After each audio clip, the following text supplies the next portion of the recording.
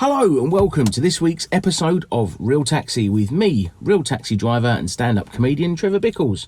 On today's episode we have got a brilliant comedian for you, but before I start, I just want to say to anyone who's viewed any of my previous episodes, thank you ever so much. I really appreciate it. If you're new to the channel, welcome. Either if you're new or old, and if you're not a subscriber, why not hit that subscribe button now? That way it will keep you up to date with all new taxi content. Now, I understand people are very busy at the minute and sometimes they ain't got time to watch YouTube videos in between watching cat videos or something like that. So why not head over to Spotify, where you can catch all this episode and all previous episodes on podcast form. So that's the Real Taxi Show on Spotify. Head yourself over there. Right, that's enough of the sales pitch, because you know I like to waffle on a bit, and I like to keep it short and sweet as well. So we're going to get started with today's guest. Now, personally, I think, I'm quite an honest guy. He's one of my favourite acts on the circuit. He's a fantastically funny comedian, a brilliant MC, and a bit of an actor as well. And he has got a great story about one of his shows. So, I'm going to introduce him. Without further ado, wonderful Ross Smith. Hello, mate. Yeah. Did you like that intro? I love that intro. Great. Be quite bashful about that intro, but, no, I loved it. I was like, keep going. Please mention the Dave's Joke of the Fringe. Oh, I forgot to mention Dave's Joke of the Fringe as well. Jeez, so how you been, mate? Yeah, we're good, man. Yeah, we're good. Back to it, back to the grindstone, doing a lot more gigs. It's knackering, isn't it? It's weird when you come out of lockdown and doing nothing to going back to it. It does knock it out of you, doesn't it? Yeah, it does. Like, people must have looked at us today and just been like, what are those people gone through in that cab? Because they just look knackered. Yeah, it's crazy. That driver must be talking that guy down from the suicide or something. Or it looks like we've just filmed Fake Taxi, but loads of it. Do you know what I mean? Just like 10 episodes in a row. Yeah, Ross looks like he's done about 10 rounds on the Fake Taxi. Yeah, just going, oh no, I can't handle it anymore. I don't care if you forgot your purse, I'll give you a free ride. What was that, love? You're going to get your tits out for a fiver? Okay, fair. Yeah, fine. Oh, please no more. Please no more. Right, so do you stay up and watch the boxing? I didn't say and watch the boxing because I knew I had this on tonight, but I did wake up early and watch the whole fight on highlights, because I think that's something weird about me, isn't it? That I don't look like it at all, but I'm a huge fan of boxing and all those things. Oh, are you a big boxing fan then? Big boxing fan. I've tried to do it before as well. It's bloody hard. Really? Yeah. Yeah, it went about as well as you'd imagine, but. Yeah, well, it's funny enough, because I've got a little bit about I've read your bio online. Yeah. And I've got a bit about, I'm going to go straight to this, right, because I was going to do this a bit later. Now, obviously, I've been on your website, and it says, under your skills, right, DBS CRBs. That's a skill now, apparently. Apparently, it's a skill to have a DBS check. Didn't know that. I don't have many skills. I thought, so wow. when my agent said, have you got any skills? I said, well, I can work with kids. And then the other one was IT literate. In other words, you can use Google. Oh, yeah. Right. Juggling. Oh, yeah, that's true. Can actually juggle. And the best one that I thought was poker. What's that? All you needed was just to put swimming, right? Yeah. And that would have been the full house of bullshit on a CV, wouldn't it? Thing is, I don't even really understand poker, so I don't know why that's... I genuinely have no idea why that's on there. I think, bless her, Jess from my agency, I think she just sometimes just texts me about a role saying, can you play poker? And I'll just go, yeah. If anything comes up, they say, can you do this? If somebody was like, can you do brain surgery for a role? I'll be like, I'll give it a fucking good go. Do you know what I mean? I'll give it a try. You know what I mean? It's acting. Yeah. Why not? That's kind of the idea of it, you know what I mean? Yeah. So, obviously, you mentioned a bit about the acting, but obviously I know of you as a comedian and MC. How long have you been doing it?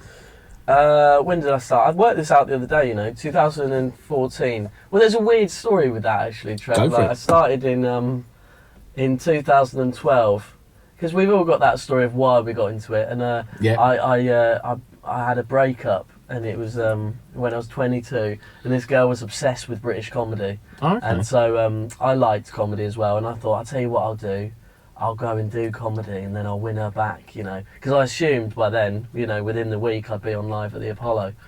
And some people are, but that's a different story altogether. Yeah. And so I did that. I did a few gigs in 2012. They were awful.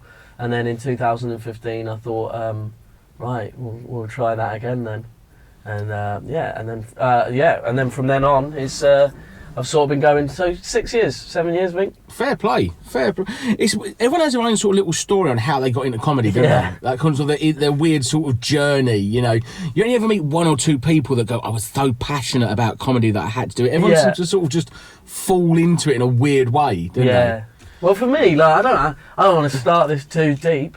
But it's the thing that, like, you know, made everything else make sense. You sort of go, oh right, that's why I lost that job in that stupid way, or that's why I did this, or that's why I did that, because it's like, oh, you're meant to do this thing, and it's like you meet all comedians and, like, you know, 90% of them, touch wood, because, you know, there's the 10% that aren't, like 90% of them are my people, where I'm like, oh right, you know, like, oh, you know, I bet some of my best friends do comedy, because it's just like, oh, you've had exactly the same life I had, where you've been an idiot until somebody's gone, do you want to be paid for being an idiot? And you've gone, all right, okay. Do you find sometimes comedy, since I've been on the comedy circuit, I've found it a bit more like a counselling session for some people. Yeah. It really, like, some people do it brilliantly and very talentedly do it, but some of them you kind of go, mate, this is literally free therapy. Yeah.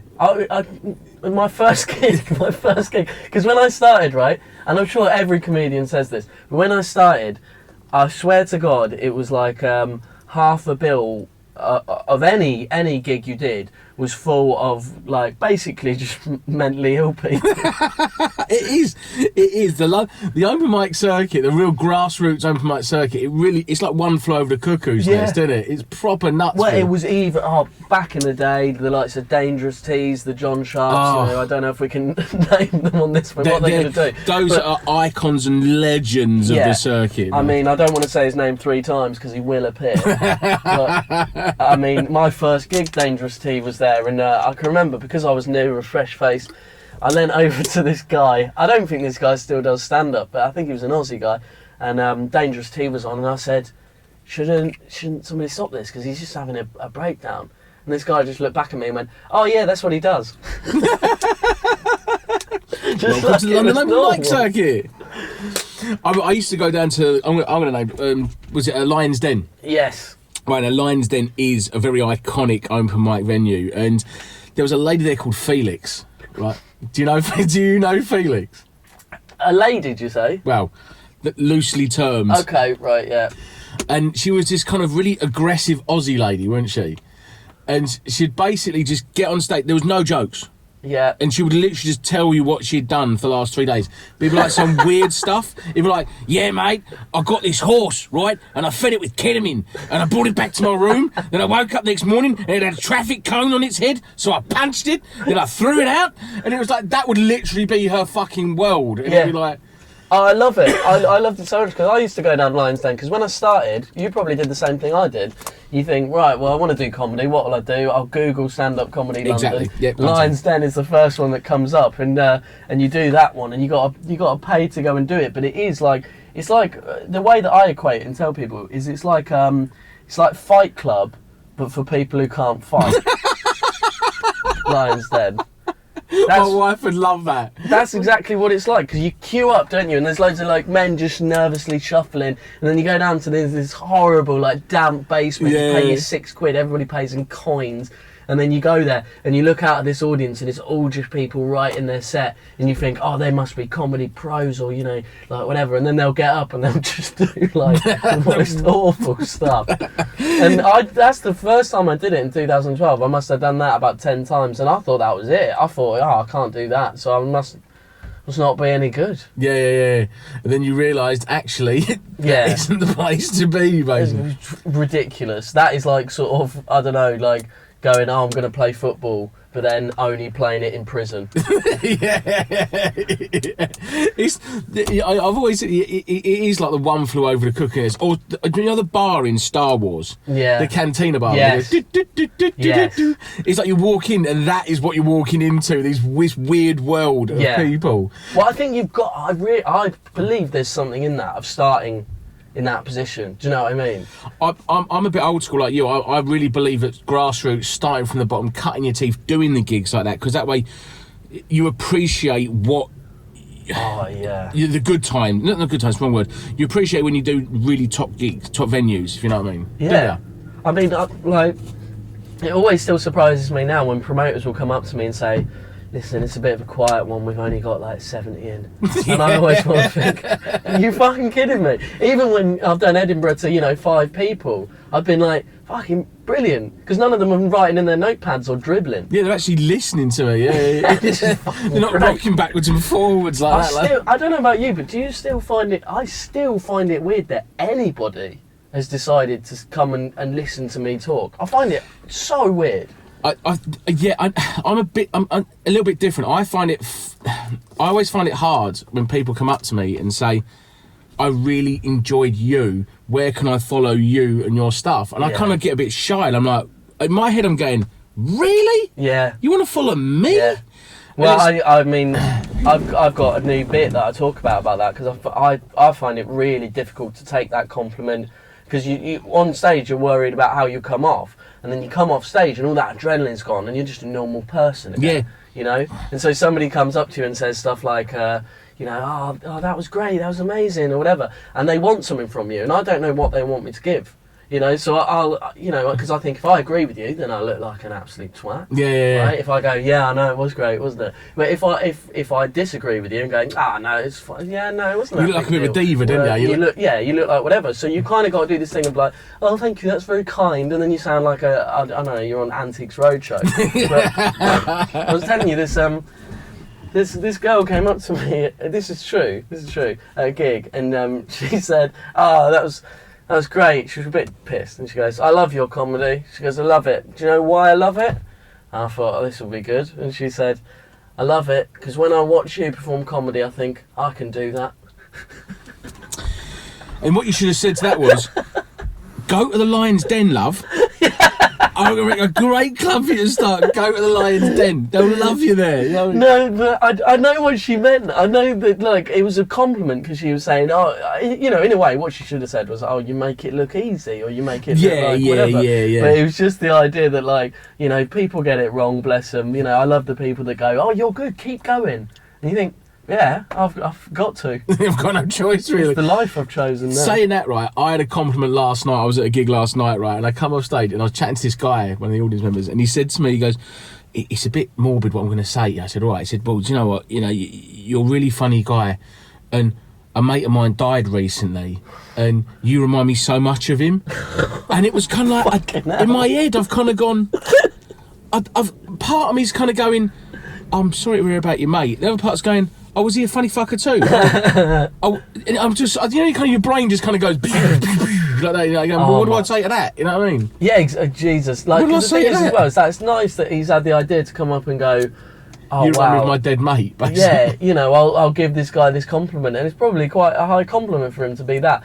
But to just what they don't realise, I think, people, is that they think it's just work for us, right? They think it's we come in, we check out, we go, whatever. Yeah. Whereas what they don't realise is that's what you'll take for the rest of the night. You know what I mean? You'll go home and you'll just go, I'd remind him of his dead mate. What is that about? That's what I said to someone the other day. I had a nice gig. It was at South Kensington. Ashley Gorman, No, we'll plug Ashley Gorman's a great guy. South Kensington Comedy Club, excellent venue. Go to it. It's great. Do it. But there was 7 genuine audience, which happens on a Wednesday night, and I just had fun with them. I just played a game of, I pretended we were starting a cult, and I just riffed it all. What is this person going to do in the cult? What's this person going to do in the cult? And there were these Kazakhstanis in. I don't know why they were there. They were nice. Yeah, exactly that, right? But there's 3 of them. Actually, one of the acts is a mate who's a Kazakh, and that must be it. He must have brought the other 2. Yeah. But we were drinking afterwards with these girls, and one of them just said to me afterwards, "Were you on?" And I said to her, the thing is what you don't realise. I said it in broken English, but I said what you don't realise is that even no matter how well that gig went tonight, that's the thing that I'm going to remember. Yeah. That's the thing that I'm going to go. That's home what you're and going to take away from it. Yeah. And it's always the way. You probably do the same as me. In fact, I know that you've come off gigs before where you've done well, and you've said to me, "Oh, that guy in the front." You know, you always focus on that one person. You'll come off and go, the whole audience were loving it, but that guy at the front, that one there, he didn't even smile once. Yeah. But that's all I'm focusing on is him. Everyone else are having a great time. Sod that, I'm him. That's the one I'm going to take away from it, is this guy here is not laughing. Well, I loved it when we went to a gig and it was in a cafe. Oh, crikey, that one. Yeah, poorly attended. But what was great is that you just came up to me and went, well, there's 5 people here, and one of them was my brother. I didn't even know he was coming. He totally surprised. He was literally, I walked in and I'm like, the fuck are you doing here? And he was like, oh, I see your poster online. I thought I'd surprise you. I was like, oh, really? Surprised you? I thought he just went get a bit of food. No, literally. He see the poster on Instagram and he was like, are you definitely getting a gigs? And I said, yeah, I'm at gigs. Oh, good. Totally thought nothing of it. Walked in, there's him and his missus sat there having a drink. Yeah. And I'm like, what are you doing here? He was like, oh, I thought I'd come watch you. And I'm thinking, now, with what it is, when you invite someone to a gig, you want them to come to a venue that's 40, 50 people, packed out, great atmosphere, you know what I mean? Yeah. Right? Not 6 people and 2 of them, well, one of them's your brother and his missus. You know what I mean? Literally, and I felt so sorry for him a bit. I was a bit like, oh, mate. Because you want to say to them, you want to be like, oh, no, I do like big gigs as well. You kind of go, no, honestly, the audiences are massive. It's just you picked the wrong one. Yeah, I know. I mean, that's the thing, isn't it? With whenever I've done that, whenever I've tried to impress somebody or I've tried to bring mates along to a gig, it's always that situation where they'll come and watch it, because it's like a horror film, right? Yeah, it's like a horror film where you've got this thing in the cupboard and you're going, quick, come and have a look at this, and then they come over and there's nothing in it, and they're like, what the fuck are you doing with your life? Yeah, and you kind of go, no, I swear, last week was brilliant. I swear, I had a dressing room and everything. Seriously, I had riders, I had pros next to me. Now I've got some crackhead geezer, you know. yeah. Now you mentioned a minute ago about audiences in Edinburgh and your show. Now I want to touch on that. The show is called I Am Ross Smith. Now, yes. I'm not going to tell you the story about this one. I'm going to let Ross do talking, because to me this is weird, awesome and funny all at the same time. Go for it. Yeah, right, where's the camera? Okay. Basically, yeah, because I feel like I'm doing a plug for it now. But it was a few years ago now, and you know me, right? I'm kind of one of these people. I'm a bit cynical. I'm a bit suspicious of people. And basically, what had happened is that I was on the way to a gig, and the night before I'd done a gig, and I'd been bumped for a famous American act, right? And she'd come over and she'd done this gig, and I'd been bumped from the lineup. Oh, her? For this gig, yeah. Ah. Maria Bamford came over and I got bumped from that night. So I was a bit, annoyed, a bit like annoyed with comedy, a bit whatever. Anyway, I went to do the same gig the next night because I got a gig the next night in lieu of that gig. And on the way there, I got out of the tube. It was at Angel Comedy. I got out of the tube, and I had a message on my phone in the Facebook other inbox. Do you know that? The mysterious Facebook other, where you normally get, hello, my name's Emily from Texas. Yeah. I fancy you and stuff like that. Well, yeah. as a little side note, do you get those messages from people? This person wants to send you a message. I've had them once or twice, but they don't really flag up well, do they? But I've had a couple from people that aren't friends with me on Facebook. Yeah. I get them all the time. I don't know what I'm doing on my phone, but I get them all the time. And they used to be called Emily Sexington or whatever. But now they're trying to trick you. So it'll be like, Gary Jones wants to message you, and I'll open it up, and Gary Jones has got her tits out. And your credit card details. And a lot of good chat, Trevor. Yes. She loved me, really. She did. She loved. Yeah, me and Gary are very happy together. But so I read that message, and basically, what it said was, "Hi Ross." The chat at the start of the message, and then they said, our friend Ross Smith was supposed to go on a holiday with us to Hamburg. He can't go now. Do you want to go? Right? That was the basic crux of the message. Now, I thought it was a scam. Yeah. I think everything's a scam. Checked out these pictures, mate. I mean, I'm telling you, they look like this guy was called Johnny Gardner, and he looked like a rugby thug. Yeah. He just had like a vest. He had like, it looked like somebody had scribbled biro down his arms, you know. And he had these mates who all looked like, you know, they were just the kind of people that, you know, are either gonna like get a record deal or a prison sentence. Yeah, like, yeah. Ridiculous. So I didn't reply. I went to the gig. I thought it was a scam. And then I was chatting to another comic, Masood Milas. Luckily, I was chatting to him, and I showed him that, and I just said, "Yeah, I think I got this weird scam message." And he read it, and his eyes lit up, and he just immediately was like, "Are you going to go? Are you going to do this?" He was like, "This is an Edinburgh story in your lap." And then it kind of went round the comedians in that group, and they were all laughing, you know, when it's kind of one of those things where they get excited by it. Yeah. So they weren't even focused on the gig. The gig was going on, and they were all just laughing at this thing, going, "No, reply. You have to go. Say this, say that, say whatever." I'd be the same. Like, mate, you got to do it. Well, this was the thing about it though, was that I thought this was a scam where they were going to, you know, take my kidneys or whatever. And then when I was saying to all my friends, "Should I go on this thing?" and they were like, "Fucking go, man! Yeah." You don't need your kidneys, but think of the Edinburgh show. You can survive with one. You know, don't worry about it. 5 stars, Broadway baby. He's got no kidneys. Don't worry. Exactly. Yeah. So basically, what happened was that I put it out to the Facebook universe, and I'm a bit of a mummy's boy, to be honest with you. So like when that happened, I then like sent a message to my mum, being like, "Oh, I got this message. What do you think I should do?" You know what she said? She rang me straight away and was like, "Don't you dare! Do not do it. Like, this is ridiculous. It'll be dangerous. You know, all these things." I'm still thinking it's a scam. So then I put it out on Facebook and Twitter, and of course the resounding thing was, "You have to go. Of course you have to go." And the thing was, is that tweet went viral. I've never had anything like that before. My phone was blowing up. It was a confusing day. No, I bet it was. I bet it was ridiculous. So then the upshot of that, what happened is that I tweeted about it and kept on tweeting about it, and then I accepted it. I just thought, fuck it, I'm gonna go. Because the thing is you know as well as I do, Edinburgh is one of those things where comedians are just looking at their family members going, "Listen, can one of you get a terminal illness so I can have an Edinburgh show tonight?" Like that's what they do, is they just live their lives like an open wound to find something to talk about at Edinburgh. So when that happened for me, I was like, fucking brilliant. I've got a show, I've got these things.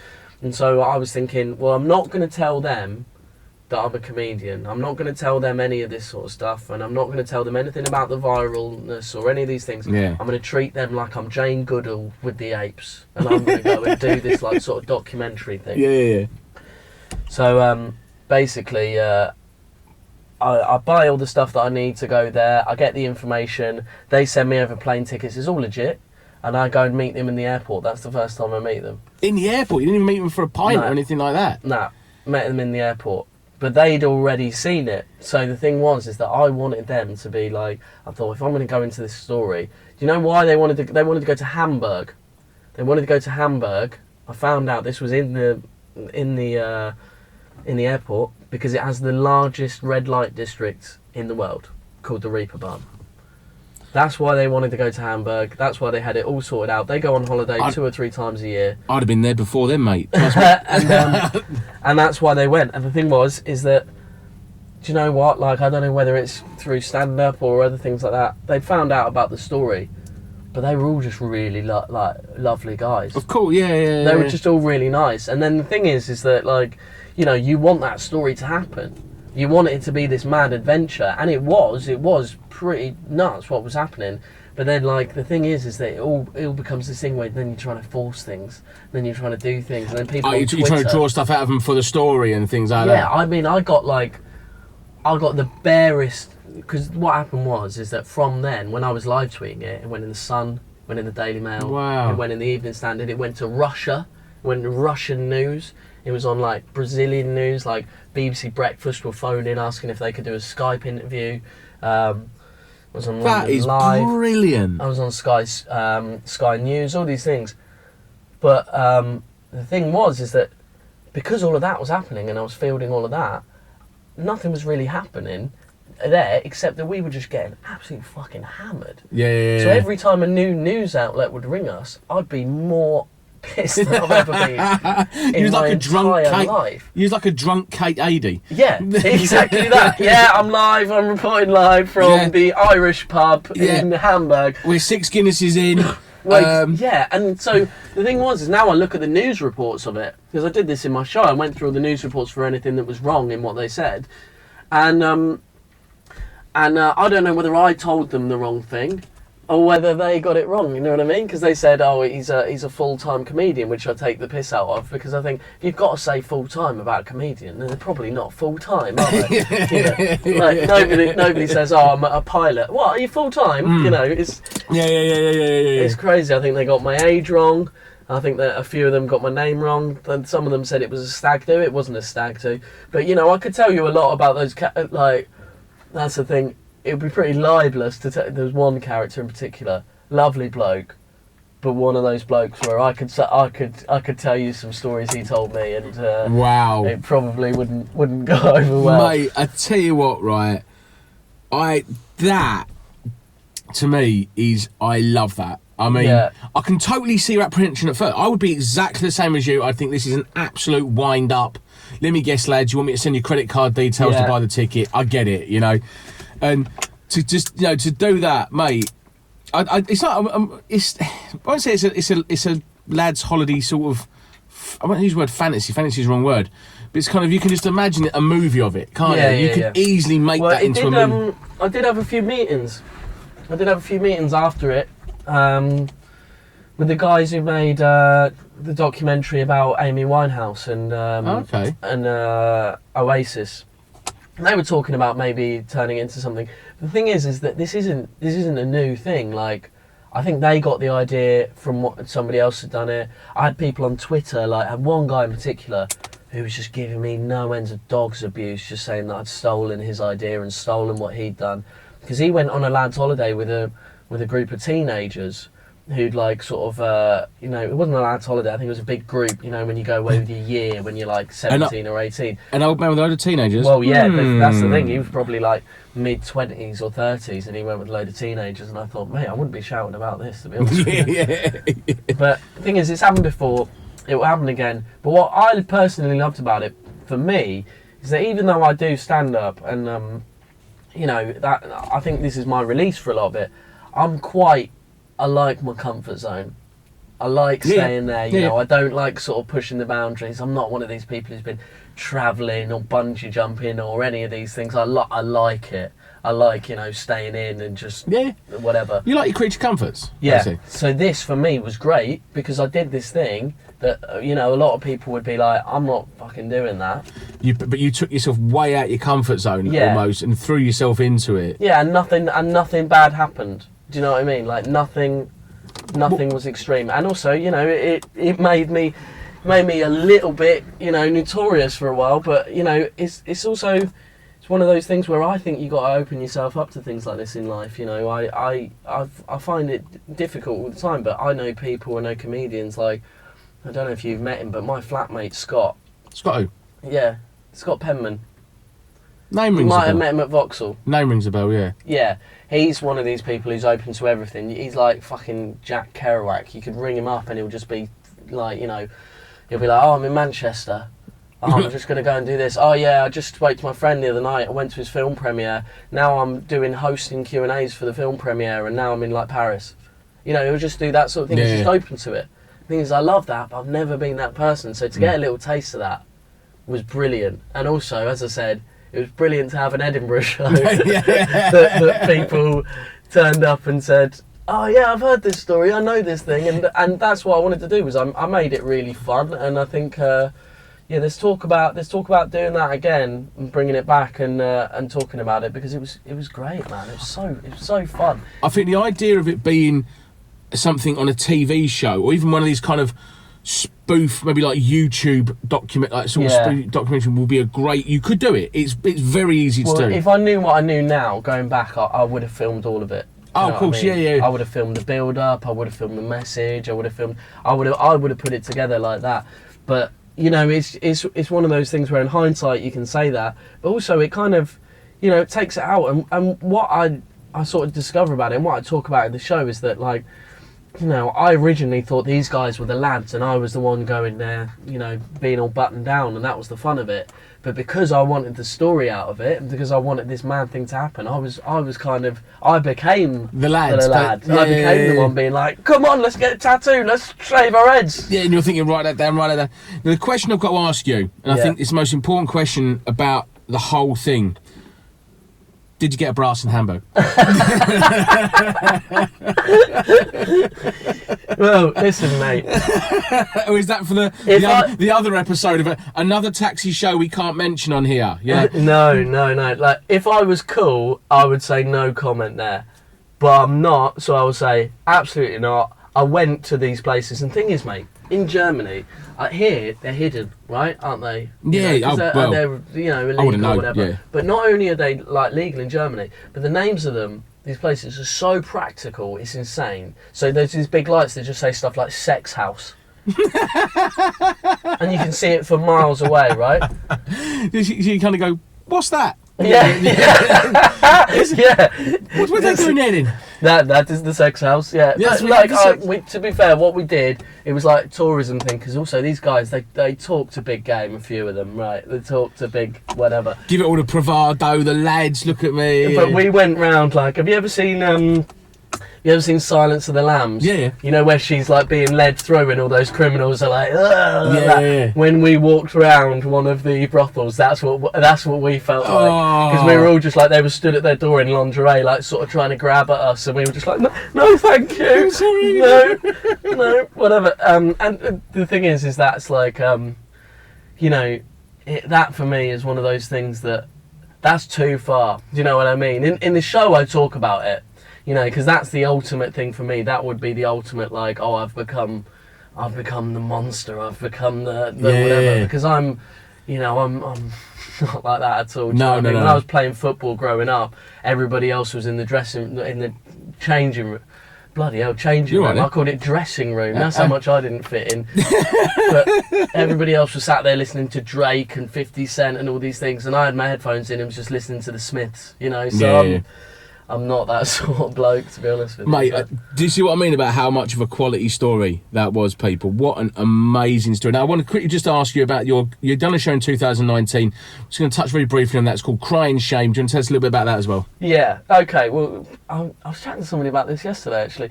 Basically, the first show I was pushed into doing, because I had that story, right? And you know how it works with stand-up, is people get in like a year in and go, oh, I'm going to do an Edinburgh hour. And they're not ready for it. And I didn't feel ready to do an hour, but I had to do it. So the next one, I decided, right, I'm going to do this show.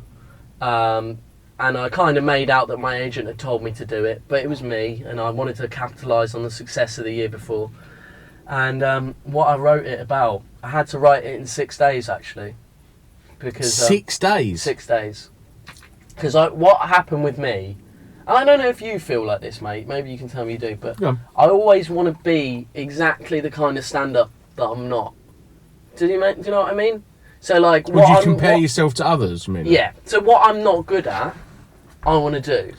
Yeah, no, yes, I can kind of relate to you a bit, because if you ever see me live, I'm kind of joke. Whereas I watch some comedians that are more loose and a bit more kind of story-based, and I've tried doing it. Because I thought what I'll do is I'll go in, right, I've had my silly show, I've had my show with the story, what I'm going to do now is I'm going to prove that I'm a deep-thinking, you know, stand-up comedian with a lot to say, all these different things. And of course, so I spent a year trying to write a show.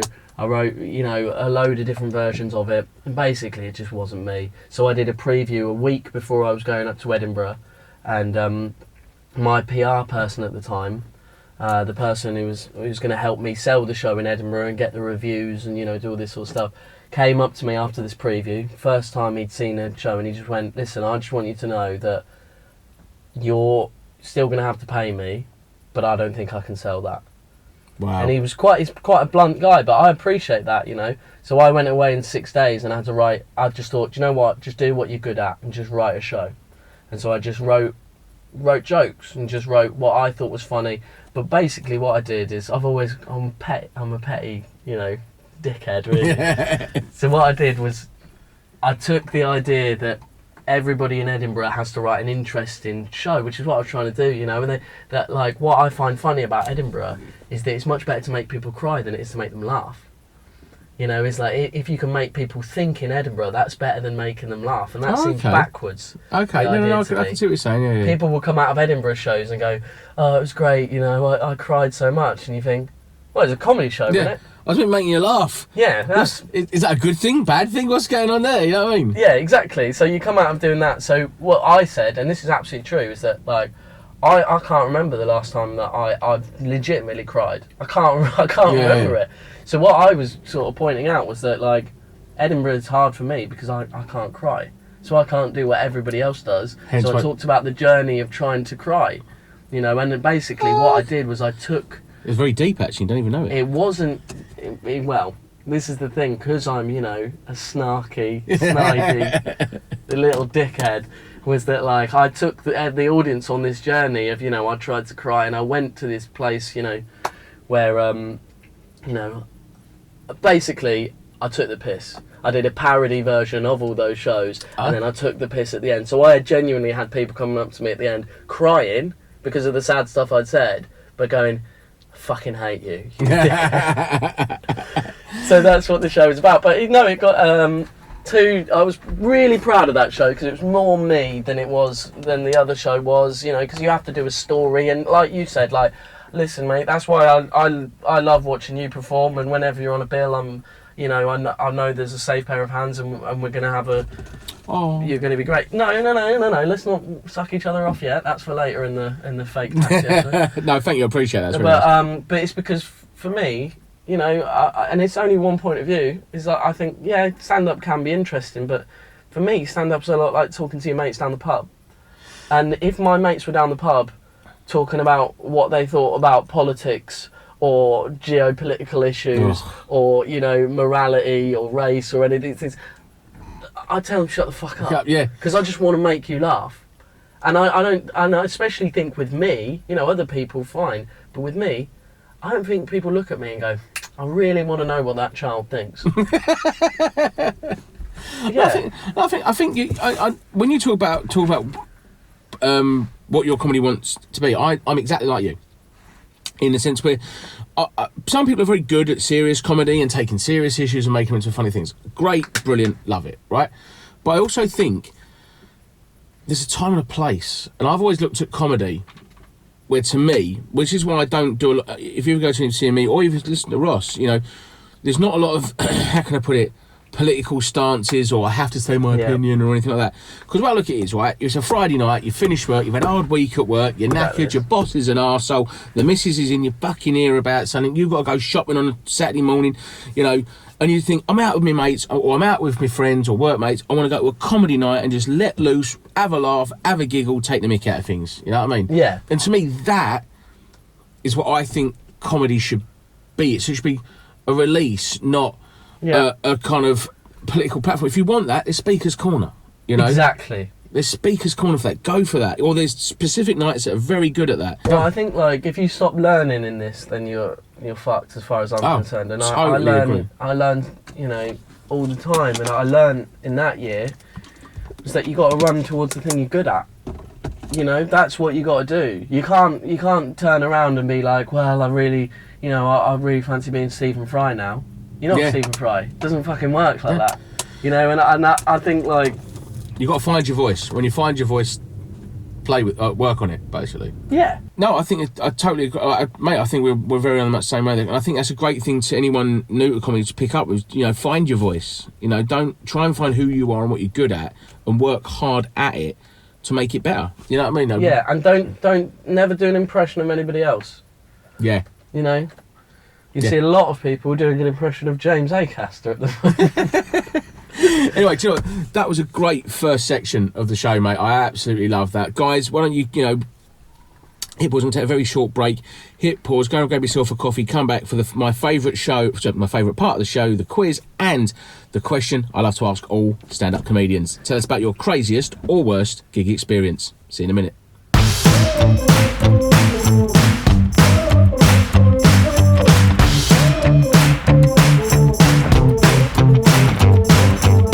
Hello Hello and welcome back, people. Hope you've grabbed a coffee or a tea and we're ready for the second part of the show. We ready, Ross? Ready. We're ready.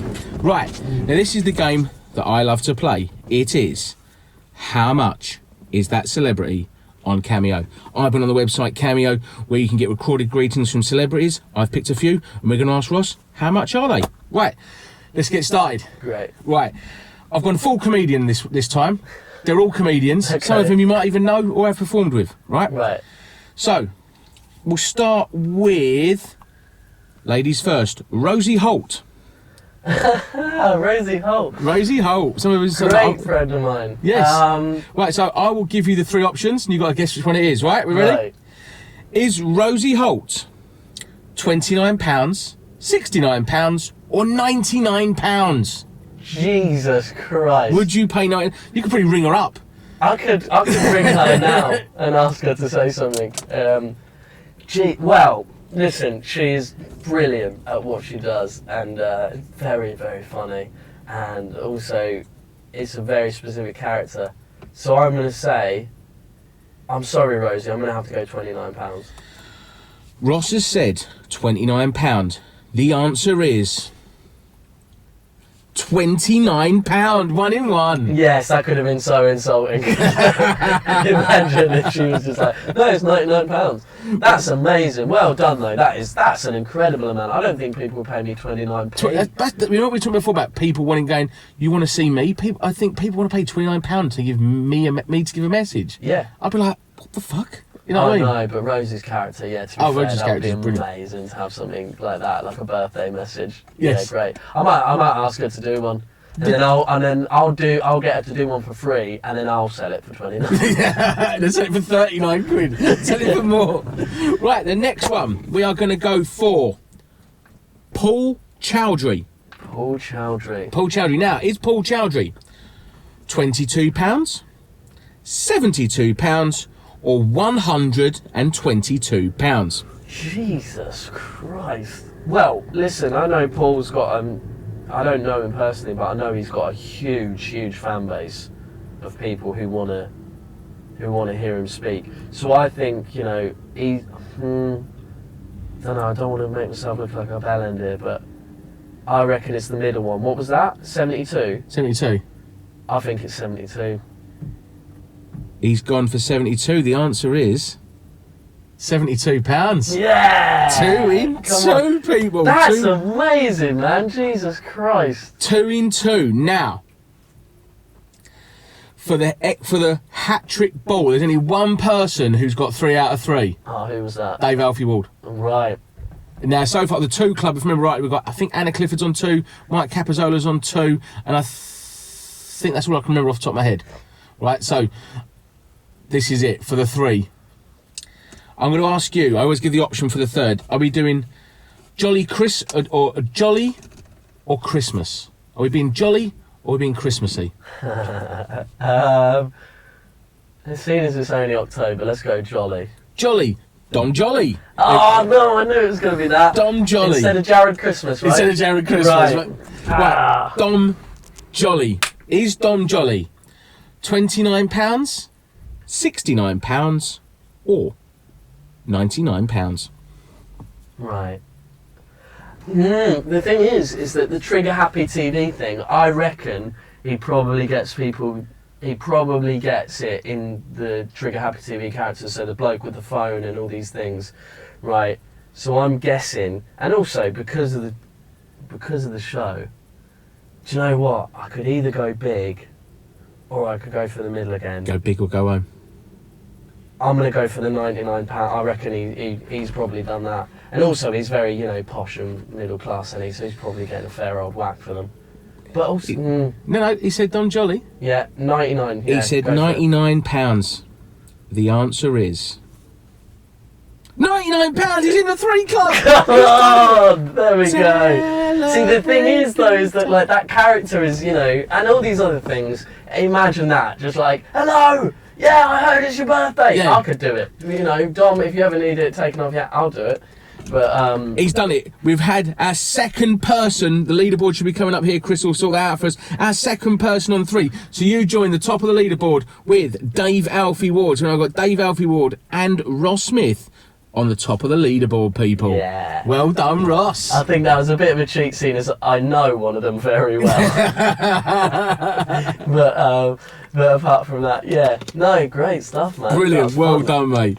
Do you know what, it's funny because one person I had to help on that. Ross Smith, today, tell us about your craziest or worst gig experience. Ross. Is that a few years ago, I was very broke, very, very broke. I decided that I was going to quit my job, which was I used to work in TV. And I quit that, and then I decided to give stand-up a real go. Because that's what the TV people told me was, you know, you got to be like Ed Sheeran, just make the jump. Sleep on people's sofas if you have to. So I was broke. I was as broke as you can get. And I got offered a gig by a guy on the circuit. He was lovely. I think he's still going. He's really, really, really nice guy. He said to me, do you want to do a gig 20 minutes in Crawley? I said, yep, lovely. And I think it was something like, 20 quid or something like that. It's one of those gigs where you pay basically as much to get there. You break even basically. Yeah. So went there, got the train there, got off the train and arrived in Crawley and was trying to find this pub. I couldn't find this pub at all, and I just stopped these random people and I just said, listen, do you know where this pub is? I can't remember the name of it. And their eyes widened so much. They were like, because as far as I knew, Crawley, I don't want to cast assertion, sorry Crawley people, but it's not, it's not like Harrogate, is it? It's not like Oxford. It's it quite has a certain flavour to it. Thought. It has a certain flavour to it, Crawley, doesn't it? Yeah. So these people, their eyes widened, and they said to me, why are you going there? And I was like, oh, because I'm doing a comedy night there. And they looked at me like, that can't happen in that place. They looked terrified for me that I was going. So anyway, I got to this place and walked into this place, and you know what happens when you go to a gig and you expect okay, this is the pub, right, where's the room I'm doing comedy in? Yeah. Right, of course, it's the age-old thing of no, we're doing comedy in this main room. Yeah, now in this room, there were 5 people, they were stood at the bar, there was a barman who looked like he'd seen a lot, do you know what I mean? He'd looked like he'd done a lot of prison time. There was his wife there who looked like she'd done more prison time. Yeah. Crazy stuff. They looked like they were running a bar, I don't know what for. There could have been a fight club downstairs, as far as I know. And there were just 5 guys watching the racing, and they were all wearing their work gear. They were all splattered in paint or whatever, and they were just watching the racing on TV. And I got there, and I sat down, and this guy just comes over, and my mate who booked me for the gig comes over. He introduces me to this guy. I can't remember his name, but he was about my height, which I always recognise because I'm a short guy. So when someone's short as well, I'm like fucking brilliant.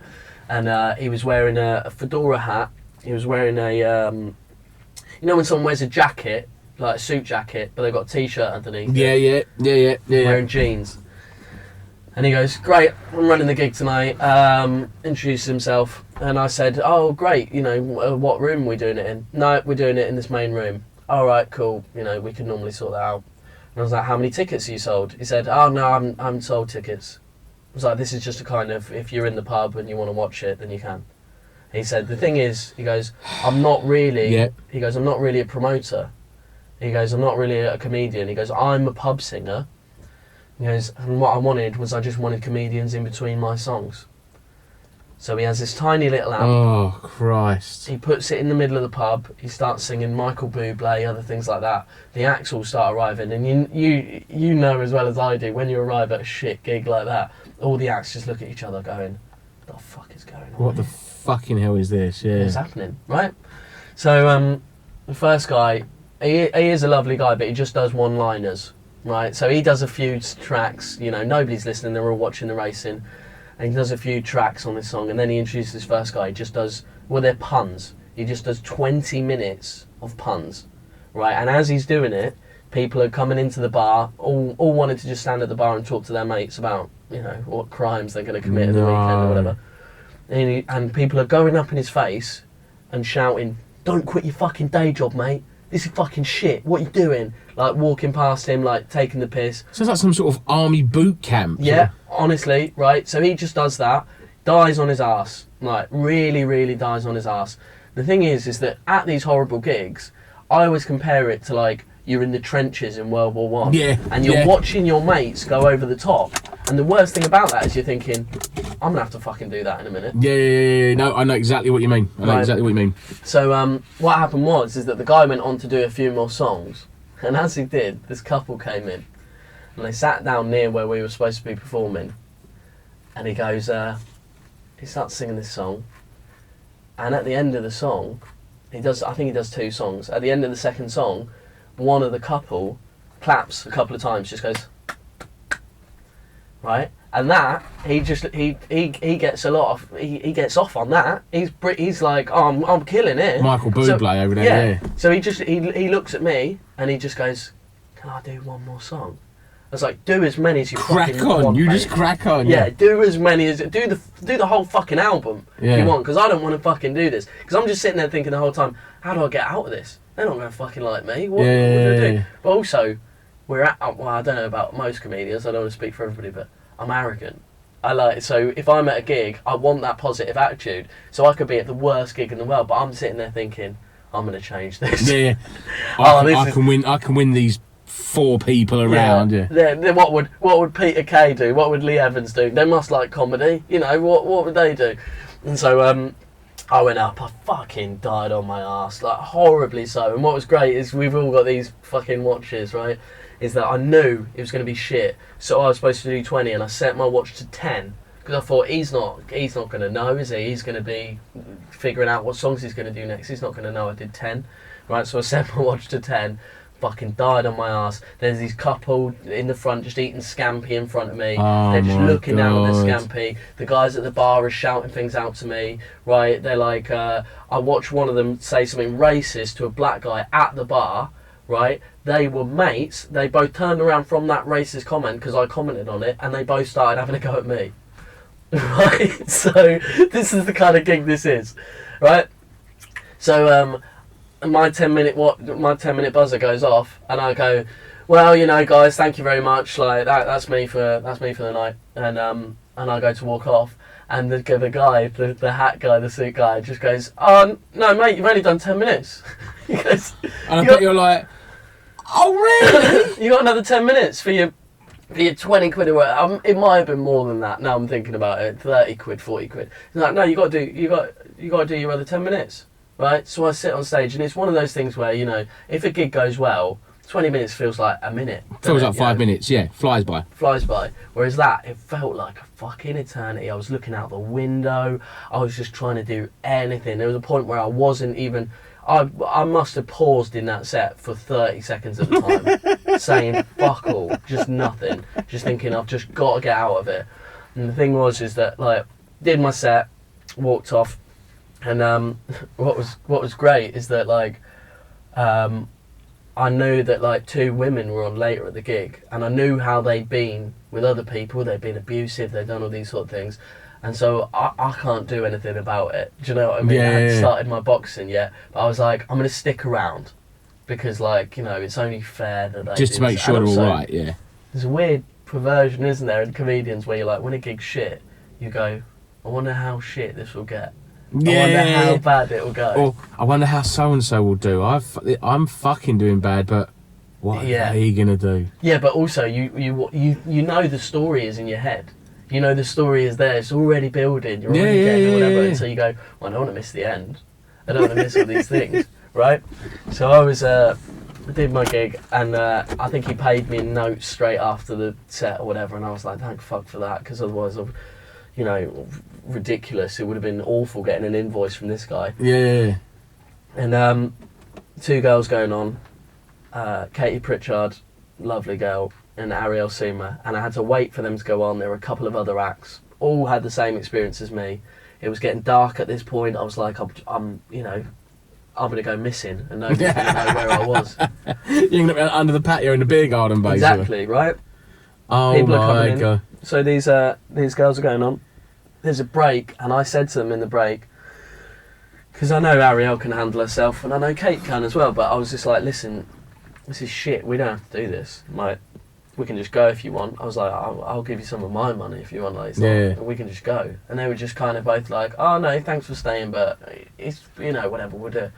They fucking smashed it. Oh no! Both of them fucking smashed it. Ariel Suma had them sat down, fucking crying, laughing. They were turned around from the bar. She was taking the piss out of them. They were loving it. Like, Katie was doing her songs with her costumes. They were singing along. They were doing all these things. It was absolutely great. And it made me look like such a fucking prick. Because I'd sat there, not only arrogant enough going, oh, they're going to struggle, but also they're not going to be able to handle themselves. I have thoroughly, and I hope you guys too, have thoroughly enjoyed that this episode. I mean, we've had the hat-trick hero today. We've had a fantastic story, and what I think was a great chat about I Am Ross Smith. Now, if people want to see you, Ross, or your social media, this is where you plug your socials, my friend. Go for it.